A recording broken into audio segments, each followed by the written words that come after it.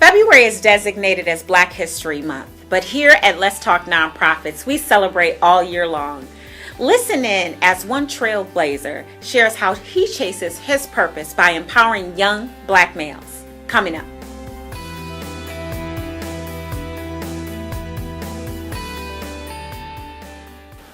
By the time I was 26, I had made over $1 million. By the time I was 28, I was homeless. Wow. I didn't have role models. I didn't have people to help me understand what I was doing. All of that ties into the work that I even do now.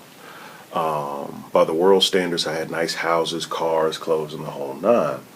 But as I sat in a 10 by 10 or 9 by 9 storage facility, this was my home. I used to sleep there. So bad so that there's a LA Fitness on La Vista Road in Tucker, Georgia. I know where it is. And I got a 6-month provisional membership there just so I could take showers. Wow. But that was the precursor for me finding Operation Hope. And although by the world standards I have been successful, little money in the bank, cars, big old house, I had zero significance.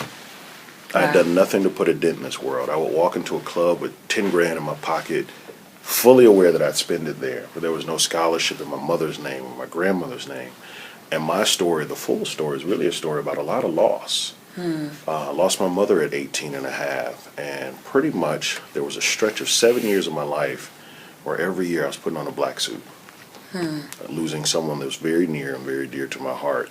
So when I sat in that depressed state, the money was my crutch. That was my balm. That was how I got through things. Wow. But when the money was taken away, it exposed a really, really hurt and defenseless kid, essentially, who needed to find something to hold on to. So if by the world standards I've been successful, I was really now looking at significance. What was the thing that I could attach myself to that meant something? And that's where I actually came into contact with you. When I started with Operation Hope, I was our only employee in the entire Southeast. I was in the sub-basement of a building with a broken cell phone. Lots of people know John O'Brien, the founder of the organization. He actually fired me my second week on the job, saying that there was no need for anything in Atlanta. There's nothing happening in the South. And fast forward 9 years, Atlanta is the global headquarters for an organization that's in 52 countries. Yes. But I decided to leave 2 years ago. I think that hope was my renaissance and my redemption. I was able to find some significance, but I needed to take that a step further. Yeah. We had grown to the point where I had a really nice office downtown with a great view.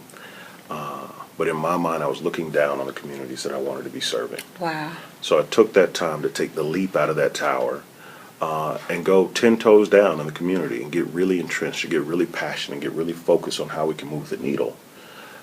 So that brings me to today. But that's kind of my road to significance, but it's all about me looking or trying to find my space where I allowed myself to give something back for generations unborn. Wow. You know?